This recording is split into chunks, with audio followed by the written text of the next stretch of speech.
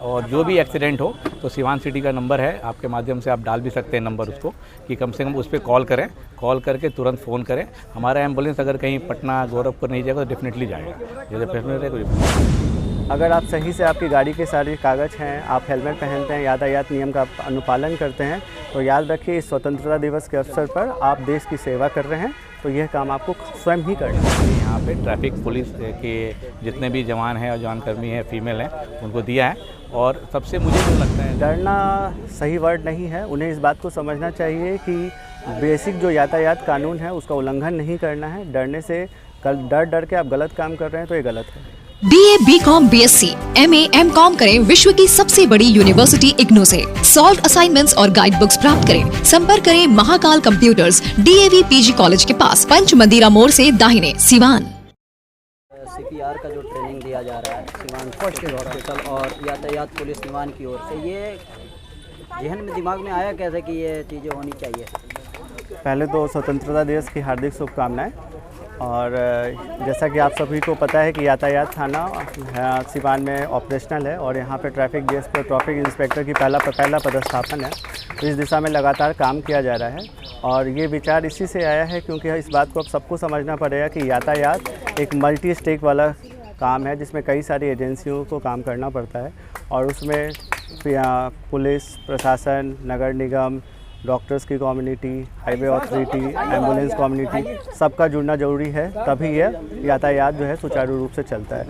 तो उसी के तहत हम लोग का सबसे पहला प्रयास था कि हमारा जो फोर्स है उनका एक बेसिक प्रशिक्षण किया जाए और हम धन्यवाद करना चाहेंगे सिटी हॉस्पिटल के हमारे डॉक्टर साहब लोगों की टीम का कि जिन्होंने ये प्रशिक्षण दिया 15 अगस्त के अवसर पर। सर, लोग पुलिस को देखकर सिवान में आते हैं, डर जाते हैं, हेलमेट नहीं रहता है, डबल रोड रहते हैं, उन लोगों को डरना चाहिए या क्या करना चाहिए? आप क्या समझते हैं? डरना सही वर्ड नहीं है। उन्हें इस बात को समझना चाहिए कि बेसिक जो यातायात कानून है उसका उल्लंघन नहीं करना है। डरने से डर के आप गलत काम कर रहे हैं तो ये गलत है। ठीक है, अगर आप सही से आपकी गाड़ी के सारे कागज़ हैं, आप हेलमेट पहनते हैं, यातायात नियम का अनुपालन करते हैं, तो याद रखिए इस स्वतंत्रता दिवस के अवसर पर आप देश की सेवा कर रहे हैं, तो यह काम आपको स्वयं ही करना चाहिए। एक तो सर आप लोग CPR का आज आप लोगों ने ट्रेनिंग दिया, इसके अलावा सिवान ट्रैफिक पुलिस की ओर से और आप लोग क्या क्या कर रहे हैं?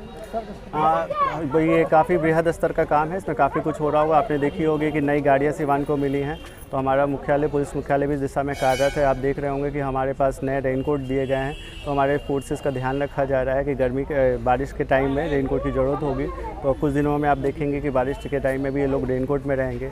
हमारे पास स्ट्रिक लाइट्स आए हुए हैं रात्रि वाले, जिनको रात्रि में यूज़ करने से वो हमारे पुलिसकर्मियों को जान की सुरक्षा प्रदान करते हैं और इसी तरीके से धीरे धीरे कई सारी चीज़ों में लगातार सुधार होता जा रहा है। सर, ये कैसे ख्याल आया कि जो ट्रैफिक पुलिस में जो लोग बड़ी हार्डली वर्क करते हैं, मुझे लगता है शायद कैसे ख्याल आया कि इन लोगों को उस बात को बताना चाहिए जिससे आम जनता को फ़ायदा हो, सिवान के लोगों को फ़ायदा हो? जी, सबसे पहले कि देशवासियों को 78 इंडिपेंडेंस डे की बहुत बहुत शुभकामनाएं। मेरे पास अभय जी का फ़ोन आया जो यातायात थाना में यहाँ पे सिवान में कार्यरत है।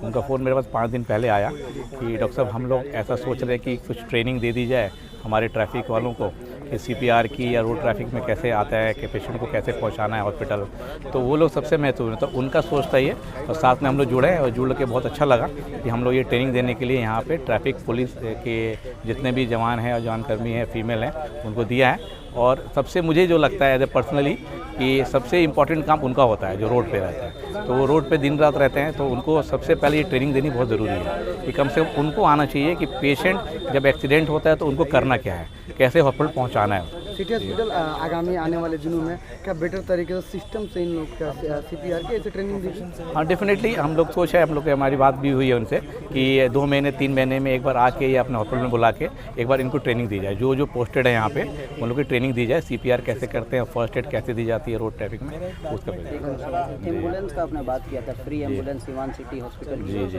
जी जी जी तो उसका क्या रूल रेगुलेशन है? अगर कहीं कोई एक्सीडेंट हो जाता है तो आम जनता कैसे सिटी हॉस्पिटल का जो एम्बुलेंस है उसको यूज़ कर सकें। यानी डेफिनेटली आप लोग के माध्यम से बताना चाह रहा हूँ, ये बात आपने ठीक कही कि हमारे पास एम्बुलेंस है जो फ्री ऑफ कॉस्ट चलती है सिवान में। जो भी गरीब पेशेंट है वो कभी भी एम्बुलेंस ले जाते हैं और जा भी रहे हैं, और जो भी एक्सीडेंट हो तो सिवान सिटी का नंबर है, आपके माध्यम से आप डाल भी सकते हैं नंबर उसको, कि कम से कम उस पर कॉल करें, कॉल करके तुरंत फ़ोन करें। हमारा एम्बुलेंस अगर कहीं पटना गोरखपुर नहीं जाएगा तो डेफिनेटली जाएगा, जैसे डेफिनेटली